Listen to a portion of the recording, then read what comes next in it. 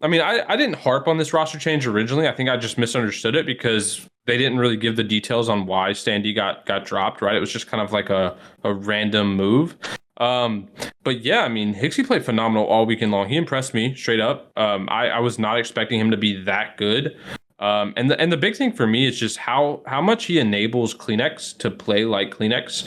I think that's what they were missing on this roster. I think Chris, you mentioned it, like Standy and Kleenex kind of played the same style, and that was good in like the honeymoon phase, but we kind of see as the team grows that it's a little bit more of a clash. But I think Hixie came into this team and really elevated all these guys to play really comfortable. Scrappy, I think, said it in the interview, like Hixie might not be bringing the gunny, but he's bringing like a ton of smarts and kind of just in-game awareness, and I think that's really paid dividends for this roster. But look, man, they were phenomenal all weekend long in every game mode, and I think that's really what was the standout difference for them. I saw a stat where they're like the only team in the CDL that's top 5 record-wise in every single game mode, and I think that's huge, right? Like they think about it, they broke FaZe's S&D streak.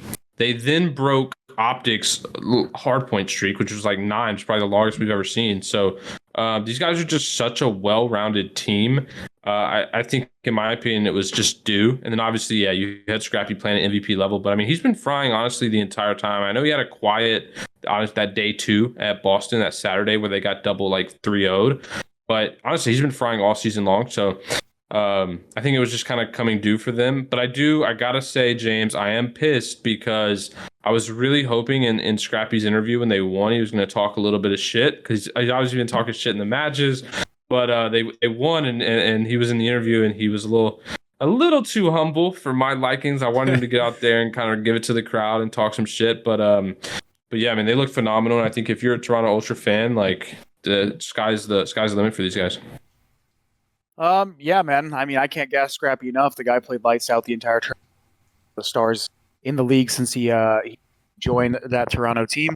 But also, I got to give love to Insight, man. I think although Insight's been pretty quiet throughout this year, Insight, even dating back to the older Toronto Ultra team, like he's been a really good like leader. Like he's been a good building block for this team where he's giving out like communication. He's being that backline player, the backbone essentially of the team, where he might not always put up a lot of engagements, but he's always that person that's going to just like prevent people from getting through or holding the line whenever the team needs him. But also he stepped up massively in their series against FaZe to get them into the grand final. He was absolutely frying, and he played really well. Hixie, also, he's a very fundamentally sound player. He might not perform the best, but he was always coming up big in big situations, just putting up a lot of impact plays. He gets a lot of hill time for their team. He enables everybody else, and he has good communication. If you weren't a listeners, bro, he fit right in with the Toronto occasion. They sounded basically the same, how they always do. That super calm, collective communication that those guys are a staple of. I think that's why they're so good at Control, bro. Control is one of those slow down game modes where you just need to like think, get a situation, execute the situation, and then stack the fucking. And they're really good at slowing the game down and executing those things well and methodically. So, yeah, Toronto Ultra, fantastic. I'm glad they were finally able to translate their online play, because we actually did the reverse sweep bracket. I was like, yo, I'm done putting Toronto up there if they can't replicate the success on LAN again. And they ended up winning the tournament. So, well, I'm going to eat my words a little bit there. What about you, Doug? Well, I think that people need to understand now that we see Hixie in the CDL. I don't know what the official stats are, but what I've known of Charlie since Challengers and LAN and being in the, he subbed in last year for Cammy on that one series in Vanguard. He's been like a consistent 0.85 player in the league. And I don't like this stigma of you're a 0.85, you're a detriment. And I'm a player just like Charlie, man. And I see that all the time, and we deal with this all the time in the league. But look, Toronto put him in because they knew they needed a player like that on their team to enable someone like Scrap.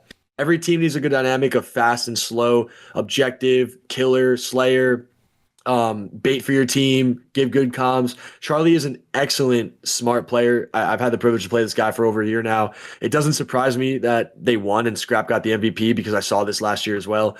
And I think every team needs a good balance. I think when you take the players like Beans, who drops a 1.6, well, let's get Beans, and then let's get Scrappy, and then let's get, I don't know, Cellium, right? And then let's get like Simp. You don't need all these 1.6s on the team. You need that one who does it, right? Then you need the other one who could be the fundamental guy. Then you need the other one who can fill the lanes, right? Like winning is a team game in Call of Duty, and Toronto just showed that at the highest level at this tournament. And for a challenger player, I think they said the stat was he's the first player to win his first major since Scump.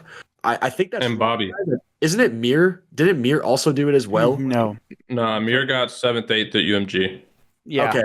Okay, so I mean, look, that just puts a highlight on players, coming in the league. It's not always about you got to fry and drop all these 3 pieces. Yeah, every player has to do that at times. Even HyXy as well. HyXy has to pop off and fry and maybe be the hard carry at times too. But Call of Duty is a role-dependent, job-dependent game. And if you want to win, everyone needs to be here with their communication, with their level, with their intensity. And it works with Toronto, man. Scrappy and HyXy work. Insight, I think Scrappy and Insight is the best AR duo in the league. I was saying this before the league even happened. And it's going to be a team that's always going to contend for championships.